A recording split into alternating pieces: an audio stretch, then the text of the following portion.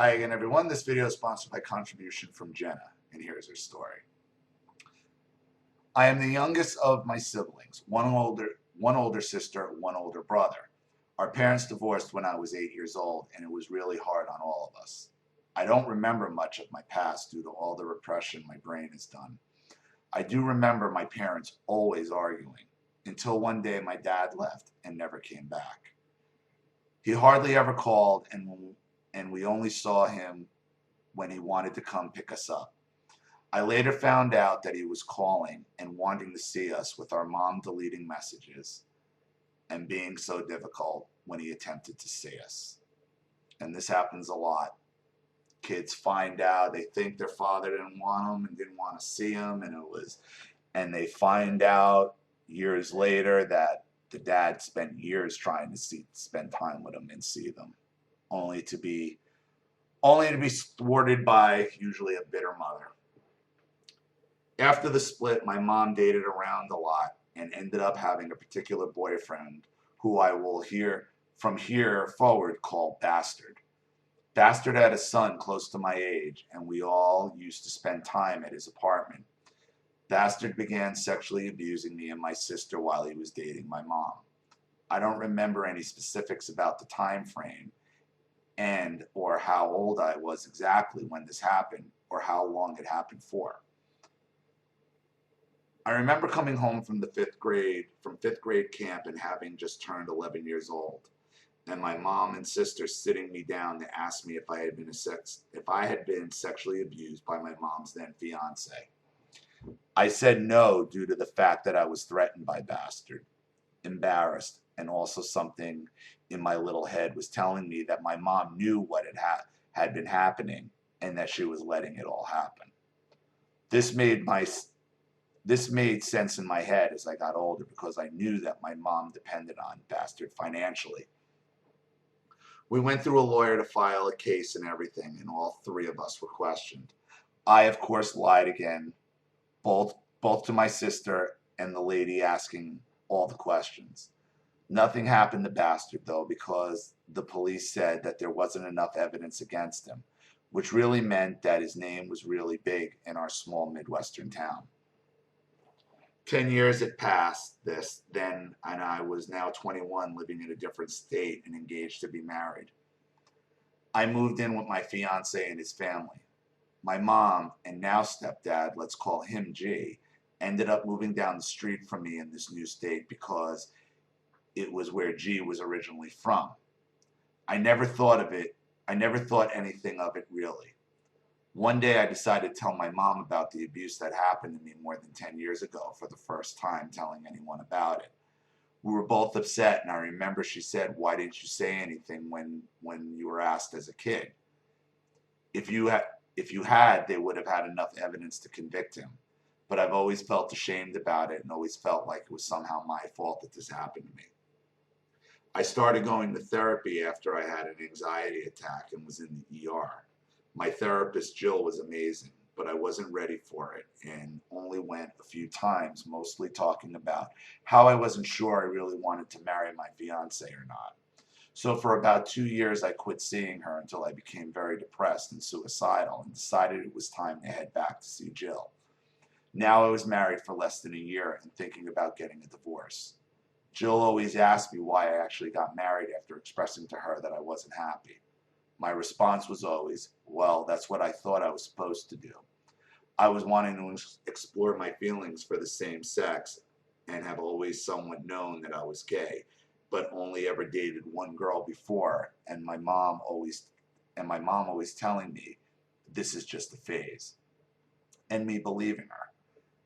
The time I remember going to my mom's house to tell her that I was super unhappy and ready to leave my husband, we sat on her bed to talk. She sat on one side and I sat on the other. Not once during the 2-hour conversation Does she ever console me? No rubbing my back, no hugs, and no touch of my hand. I now know, looking back, that I was basically asking my mom's permission to divorce my husband, which I know sounds crazy. It doesn't. Because I basically did the same thing. with my mother and Junkie. You just want somebody to tell you it's okay, and somebody you don't necessarily feel safe with, and somebody who normally attacked you. I mean, I told my mother in the hospital room, like, I was out with this marriage. I was done. And her response to me was, I can't believe you stayed as long as you did. Which is kind of funny how things ended up, which really drives me crazy. But I understand why you did it. I also think there's probably a correlation between sexual abuse and being attracted, especially females attracted to the same sex. Um, there seems to be a lot of patterns of not only subscribers, but, Charlene included, you know, after something like that happens at such a young age from a man, I think there's a lot of people it changes. I don't think it happens with everybody, but I think a good portion, especially women, a lot of times either become hypersexual due to it, or it sparks an attraction to the opposite sex. And it's something Charlene, I'm not going to say struggles with. She wonders a lot about, because if it didn't happen, is it a nature or nurture versus thing with women?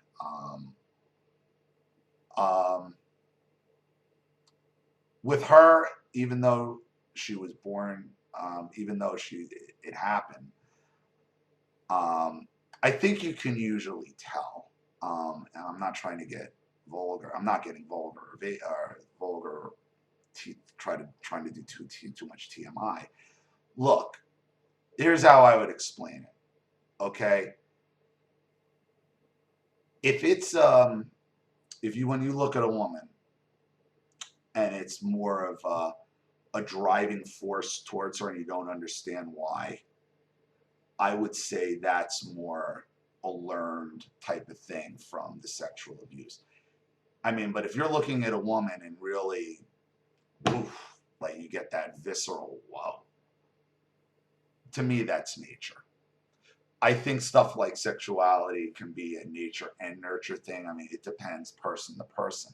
But when you've been sexually abused like that at such a young age, it can be really confusing for you. It could be really confusing for sure. And that's not to say, though, and I'm not trying to say, oh, well, you should be with a man. I'm not at all. That's not to say, because I've noticed this pattern a lot as well, not only with Charlene, but with several of my subscribers, is they have a similar situation like that, and they're thinking they're gay or they're with women, and then they meet a guy, and they have this emotional thing, and then it all kind of falls into place. Um, Still being attracted to women at the same time, but I think women and men, I'm not going to say they love differently, but it's definitely more emotional with a woman, at least sexually, and I think men are a lot more visual. I mean, that's obvious. So I mean, there's a lot of factors that go into this. So you don't necessarily want to chalk it all up to the sexual abuse at such a young age. It could definitely be it, and I think it's definitely a factor. But what you need to ask yourself is, how do I feel when I look at a woman? Is it like, damn, like that? Because that's nature. That's not learned. You don't learn that, you know. At least as a man, I can never look at a guy and be like, yeah, like it's just not going to happen. Um, So that's something you need to do some thought in and some introspection on, because it's obviously something that's hanging you up. I remember my mom sitting there in front of me and talking aloud to herself, just letting her thoughts come out with no filter, and her saying, wow, all three of my kids are fucked up. But no, it's not my fault. No, it's not my fault. I sat there dumbfounded, but of course said nothing to her. After explaining the situation along with a few other interactions to my therapist, Jill asked me if I ever thought my mom possibly had NPD. I was pissed at her at first for saying something like that about my mom, but I didn't quite understand exactly what NPD was. I began researching and thinking back at recent interactions, and as much as I could, and what do you know? It was like hitting the nail on the head. Well, yeah, I mean, your mother definitely has NPD because in order to keep a father away from from his own children, takes a heavy level of narcissism. And what do you think she's really blaming herself about here when she says, no, no, it's not my fault. No, no, it's not my fault. Well, that's her trying to project her blame. But blame for what exactly? Blame for what exactly? The divorce? I don't know. Who knows who was at fault in the divorce? He didn't say. But keeping your father away from you, that is what she is to blame for. Allowing you to get raped by her fiance, that is your fault. So the only real perspective of a man you had after your dad left and she purposefully and deliberately prevented a relationship with you, the only interaction of men you really had, of older men, was the guy who raped you. And no father, no fatherly love, none of that loving that children need, especially daughters and their dads, gone. Gone. So you were deprived of all that after the divorce because your mother stole your ability to have a relationship with your father. A relationship with your father is more than just a father-daughter. It's you're learning how to interact, how men interact, how men are supposed to be. And she deprived all that of you. Now, I don't know what the situation is with your dad as of yet. Maybe explain it a little later, but we'll see. I've always only had snapshots of memory form my childhood, and most were not good, but seeing my mom in a new light allowed me to really see what the hell was happening. I remember going to dinner with my husband, my brother who was in the Army, and his family. My mom was brought up, and I remembered my brother laughing and saying, "Remember when Mom used to make us lay flat on our stomachs in the hallway with our faces in the carpet during a timeout? And remember she used to walk past us and hit us in the back of the head so our faces would smush into the carpet?" I looked at him dumbfounded, as did my husband, and I said, "No, Tyler, I didn't remember that until you just said it." Slowly, I began remembering these encounters we dealt with as kids and why I'm somewhat that way. And why I'm somewhat that way, somewhat the way I am. From here forward, I'll be referring to my mom and the narc as the narc. I remember the narc making us fold our laundry, and we would have to have her come check it. And if it wasn't the way she wanted it, we would have to unfold it and refold it until she liked it. She used to smack us on the ass as young children with the metal end of a fly swatter, which really hurt. I remember her always threatening to embarrass us in public if we didn't behave. And the time where she had actually grabbed me by the hair in McDonald's when I was about 13, and my friend watching later saying that my mom was crazy. Just recently, in August of 2016, my brother wanted us to come to the Army base he was at for his birthday. I had never gone alone and didn't want to drive the 4 hours alone. So I called the narc and asked if I could ride with her and G to my brother. G, remember, is her new stepdad. G to my brothers, since we were all going to the same place. She said, "Well, I don't know because I haven't talked to your stepdad, and besides, where are you staying?" And I told her I was staying on the base with my brother, and she said, "Well, we are staying at a hotel room off base, so if you ride with us, we will have to drive you all the way to the base and drop you off, and then drive to our hotel, and by the time we get to our hotel, it will be too late." I was in shock that she basically said I was an inconvenience for her. Well, I'm sure that's not the first time she said it, and we're always an inconvenience to them. And wasn't she going to the base anyway? This is typical shit. I mean, this is the typical shit I used to hear from my parents, because they'll never go out of your way to help you. They never go out of their way to help you. Okay, they want to make everything as difficult as possible for you. So I decided not even to communicate with her and not go to my brother's the same weekend as her. She tried to text me and asked if she could buy me anything special for the cookout at my brother's because I'm a vegetarian. But I simply told her no and knew that she was just going to try to win me over with acting like she gave a shit. I decided after that interaction that I was going to talk to my sister about her experience with the sexual abuse, just so I could try to fill in some of my blanks about the situation. I told her that as a kid, I always felt like the narc was in on it, or at least knew the abuse was going on. And she was like, well, Jenna, she did kind of know. Well, Jenna, she did kind of know.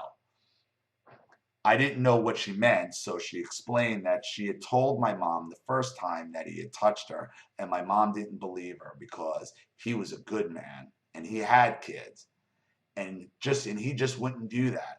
My sister said that she proceeded to tell her every single time it happened for the next 2 years until he almost raped her. Then she finally listened. I was furious and just utterly disgusted. I hated the narc more now than ever. On top of that, I spoke with my sister about the physical abuse we all endured.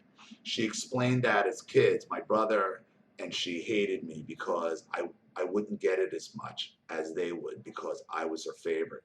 We spoke about one specific time from our past. My sister said, Jenna, you were always brave. You were always so brave, but you were so small. She explained that the narc was in my brother's room hurting him. So I ran down the hall, opened the door to see the narc holding my brother up by the throat against the wall. I was screaming for her to stop because she was hurting him. The narc then turned and looked at me and said, you want some too? And she started coming at me. My sister said that I was way too small for her to get her hands on, that I could have really been hurt. So my sister had to provoke her in order to deflect her away from me. She started yelling at the narc, we fucking hate you, you're a fucking bitch. From here I remember very vividly. The narc then grabbed my sister, took her into our bedroom and threw her on the bed, straddled her, grabbed my sister by the wrists, and held them over her head. And she punched my sister in the face until her lip was bleeding. Once hearing the beginning of the story that I had not remembered, I confirmed that with my brother and knew that I couldn't speak to the narc. After everything and dealing with all of this in therapy, I decided to confront her in October. I asked that we meet in a public park so we would have some neutral ground. And it was dramatic to say the least. I now knew why none of my siblings had anything to do with the narc. As soon as me and my best friend showed up at the park, I could see her sitting there in her car. I asked that my best friend stay in the car while the narc and I went down to one of the public picnic tables about 500 feet away. The look on her face was unpleasant from the second she got out of the car because she's been waiting for this conversation. See, if you're the strong one, like your brother and sister say, and I guess you were, she's been waiting for you to call her on this shit for years. She's been preparing for this shit for years. She knew this was coming. I said, so I asked you to meet me here because it is neutral ground, and sometimes when I go to your house, there's a negative energy there, and it gives me anxiety. She immediately said, so what, you can't be around me anymore? And I calmly said, no, that's not what I said. All I'm saying is that we are here because it's neutral for both of us. We sat down and I pulled out a list of topics I wanted to make sure we touched on while we were there. We started talking and she was on the defense immediately. We started talking about some of the interactions we had, and she, of course, had a way of spinning it all to her favor. When I explained to her that she made me feel like a burden when I asked if I could ride with her to my brother's, and she said, well, actually, I did that on purpose. I lied that I lied. That wasn't the reason why I didn't want you to ride with us. And she began to explain that when I asked the narc and G to help me move some stuff from a temp house to my own apartment, while we were moving shit, there was a point where I called her annoying. And apparently that really hurt her feelings. So she said that she wanted to hurt my feelings. So when I asked to ride with them, she wanted me to feel bad when she said no. Huh. She wanted you to feel bad, huh? And this is what the narcissist does when you call them out. Remember, they can throw up anything that's ever happened for years and decades and throw it up in your face. So, unless you've lived a perfect life, don't try confronting the narcissist with anything, because no matter what you've done wrong, no matter how stupid or silly, it's going to be used as a defense. And it's going to be used as justification for their behavior. See, you are starting way too late with all the confrontations. See, the confrontation needs to start at the beginning of what you're calling her out on. Let's start with why you deleted messages from my father who was trying to get a hold of me. Start there. Why? Because she has nothing to blame you on before that, because you're just a child. Because that's the you need to get to the root cause here. See, you are starting all the way at the end. You're starting with the cracked windshield, okay? When the engine's already fallen out of the car. Who gives a shit? Start with the engine. Okay? And the engine is the lies and the damage she started after the divorce by not only preventing a relationship with your father, deliberately deleting, going out of her way to delete and plan and contrive to ruin the relationship. And then setting you up for years with an abuser. Didn't believe her own sister for 2. That's where you started the confrontation way too far into the abuse. Way far into the abuse. And that's why she was able to start throwing things back, why she's justified. Hell no. You start at the earliest moment. You start at the earliest moment. Explain that, bitch. Justify that. She won't be able to do it. She'll say he was an abuser or this or that. It's bullshit. And I think you know that's bullshit. Because that's where this all started, was at the divorce. And you're picking up. That ain't the problem. You got to start at the foundation. I was now looking at her like she had 3 fucking heads. I said, what? Why wouldn't you just tell me in the moment that I hurt your feelings? Because you didn't hurt her feelings. She just saw it like, let me pocket this for later, in case I ever need it. I could have been able to say, okay, you know what I need? You know what? I do need a break, and I'm sorry, or whatever. We could have squashed it right there. And she said, no, it was easier just to hurt your feelings too. I was dumbfounded again. Once we had moved on to the topic of bastard, my mom literally lost her shit. Exactly, because now you're moving closer to the root, which is her sabotaging your relationship with your dad.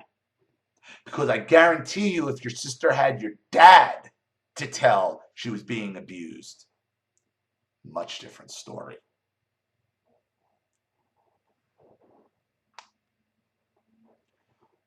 Once we had moved on to the topic of bastard, my mother literally lost her shit.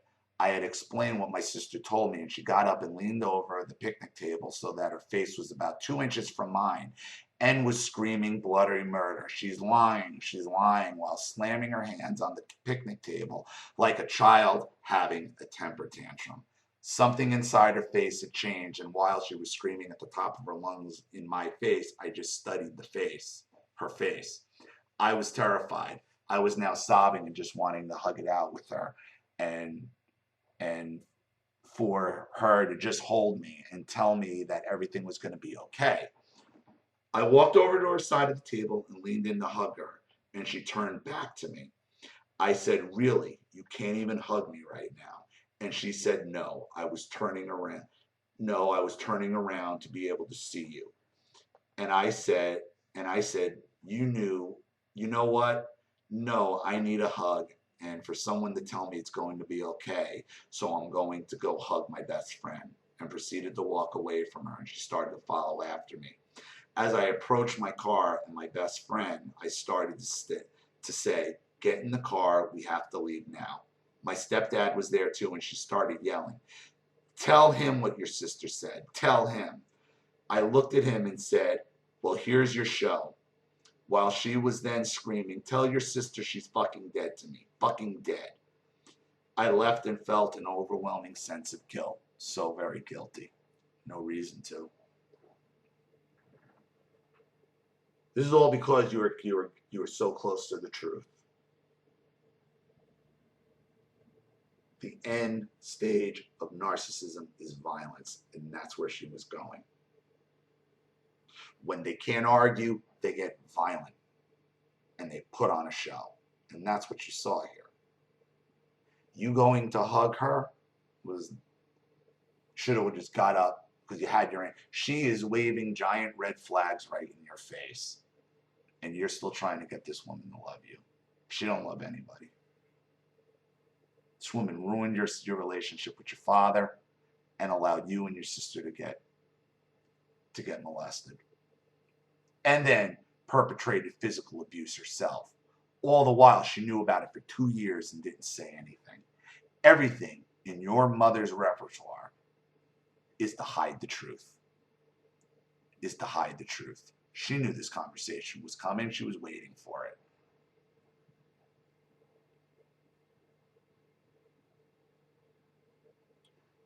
The narc then started to love bomb text me, which I was not going to fall for. Same night, October 7th, the narc. You have asked me to let you know when you have hurt my feelings and to not stop talking to you. So here it is. I don't blame you for your sister telling you that I knew about the molestation. What hurts is that you would believe that I knew and let it happen for 2 years, and that you did not even ask me if it's true. It's not just my feelings that are hurt, but my soul is hurt. Hurt that you believe that I would just let you get molested and not do anything to stop it. All I can say again is that I did not know at the time it was happening. I hope and pray that you find peace with this. Love you very much. And she's full of shit. She absolutely knew. Because that's what she's trying to protect, man. She's been trying to protect that lie. But the lie starts with her having the first alienate your father out. Me, no response. Next morning, October 8th, the narc. I want to say how sorry I am. You're in so much pain. I am deeply saddened that we do not have a relationship and there is a hole in my soul. I am still willing to go to counseling to work on your wish list, on your list with you to your counselor, and I am willing to pay for it. I think counseling is the only safe place for both of us to work on your list. When you are ready, just let me know time and day and I will be there. I love you very much. Yeah, she wants to do it alone in private. Bullshit. She wants to go and see if she can manipulate your therapist. Me, no response. Same day, a few hours later, the narc sent me a screenshot of a post that my sister put on her Facebook from 5 years ago saying how much she loved the narc and all. Fucking weird. Right, she's evidence gathering. She's evidence gathering. She's gaslighting. Your mother is terrified of this. She is terrified of this. Me, no response. October 9th, the narc. How are you doing today? No response. Later that same day, October 9th, the narc. Sending you love, peace, prayers, kisses, and hugs. I love you very much. Me. Mom, please give me some space. The narc. That comment is confusing. You can't engage them. It's what they want. They're gonna, once you start engaging them, that's what they, as long as they're fighting you, they got a chance. And that's why they don't stop. That comment is confusing.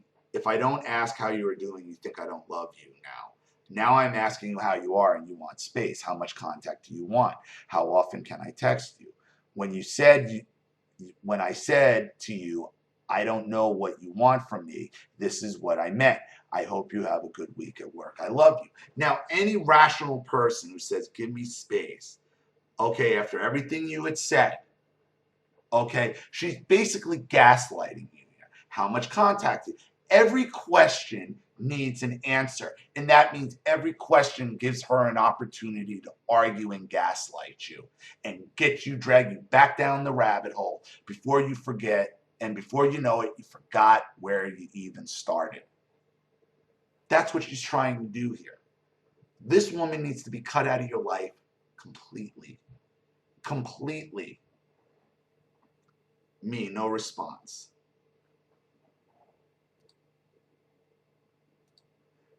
Next day, Narc. For the last 2 months, I was giving you space. But that got turned on me, and now you say, I don't care because I didn't ask. When we talked on Friday, you attacked me with your first words and continued attacking and interrupting me. I had no idea that you were that angry, hurt, and emotional. Over being molested?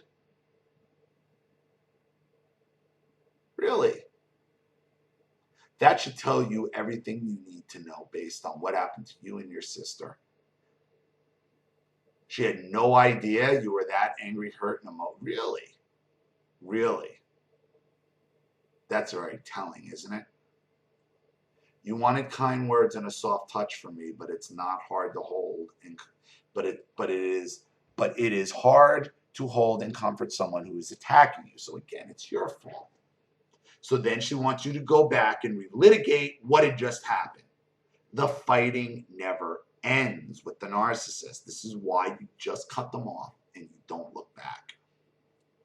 I had no idea how angry and hurt you were before Friday because you pushed me out months ago when I tried to be there for you, you find it annoying. Well, that sentence is completely contradicts herself. She had no idea how angry and hurt you were before Friday because you pushed me out months ago. So why did you push her out months ago and she has no idea what? Well, what did you think? She wasn't hurt or angry? When I tried to be there for you, you find it annoying. But you wanted to hurt her because she told you you were annoying. When you actually read their words and see that they contradict themselves in the same sentence, this is a sick woman. This is a sick woman and she's dangerous.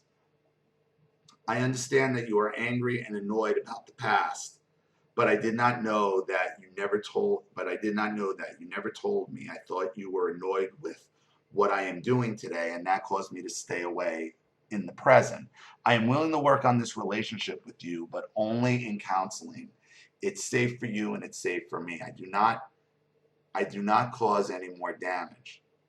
Because presently you are so angry with me, I am choosing to give you space. This is what you said you wanted, and at present moment I think that staying away from your anger is the best for my mental health. So now it becomes about, now you're hurting her mental health. This is all fucking verbal diarrhea. This is all verbal diarrhea meant to kill you.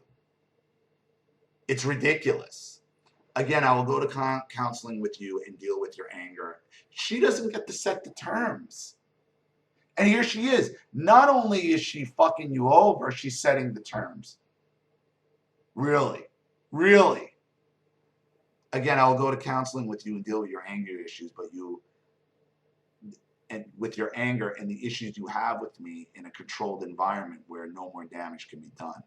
I hope and pray that we can do this. Regardless, I will always be your mother and I will always love you no matter what. When you are ready, I will be here for you. I love you very much. Me, no response.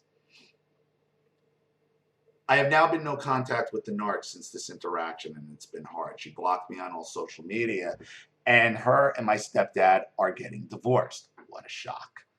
I have no clue where she is living, and I don't really care. Recently, I began to have a really great relationship with my dad. I thought so. I thought so. He explained that what my mom had been telling us all these years about him weren't true. That he did used to call us and try to talk with us and leave messages, but she would tell him that she deletes them and tells us he never called. And she would tell him that we didn't want to see him and he didn't want to see us. My dad apologized for not taking us away from her when he left and said that he never put his hands on her, but if he had stayed, he would have killed her. I understand that one. Now I know that my dad's not a perfect parent, but I hate that she made him out to be this person that was so easy to hate. We got news that my dad has stage 4 cancer and it's not looking good. He just turned 52 and we just started a really great relationship. So I'm incredibly hurt about all of this shit.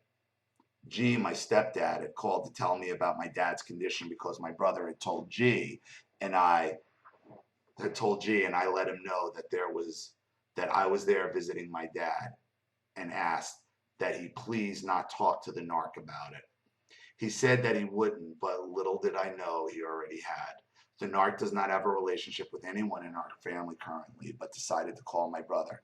He told me the conversation lasted for about 2 minutes, and all she had to say about my dad's situation was, well, you knew this was going to happen, so you really can't be surprised. My brother was upset telling me this. All I said back to him was, next time you talk to her, tell her she can go rot in hell. I hate that she hurt my brother and continues to do so. I contact G and asked that the next time I asked him not to talk to the narc about something, it's for our best interest.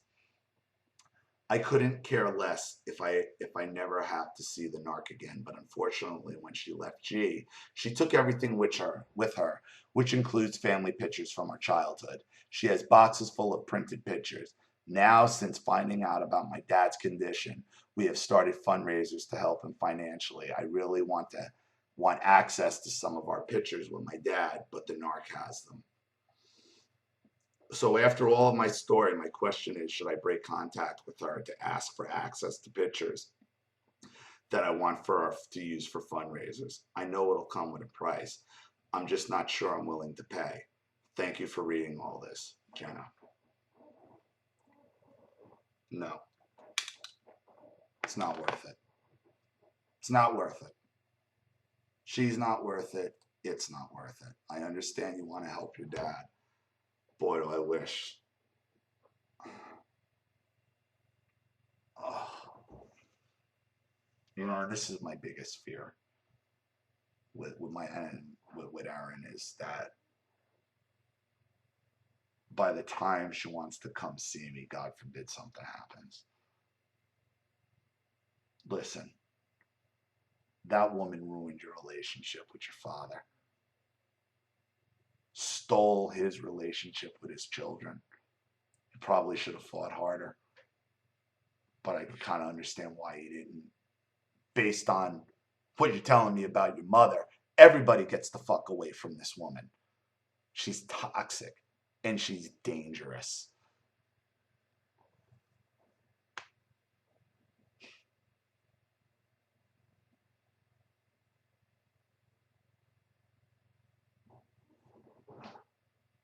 I'm trying to think here.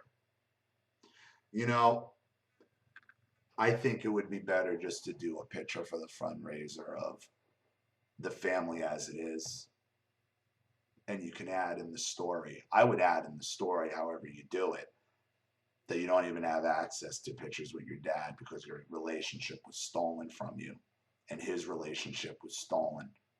And just as you're getting to know your dad, he has stage 4 cancer. You don't even have your childhood memories of the guy because the narcissist stole them. And she'll hold them over as currency. She's not giving them up. It's only going to drag you, your brother, and sister further down the rabbit hole. And it is not worth it. It's not. I understand you probably want them as a personal thing. I would too. The price is too high. The price is too high to deal with the narcissist. It always is. It always is. So, thank you for your contribution. Thank you for your story. I hope this helps. Thank you to everybody watching.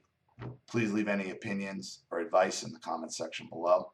And again, if you want your story read on the channel, you have a topic you'd like me to cover, a narcissist you'd like to expose, or you'd like to set up a Skype chat or have a private video made, you know what to do with the email and PayPal links in the description box. I'll have the video right back to you. This is Ollie Matthews. Thanks for watching. See you all again soon. Bye, everybody.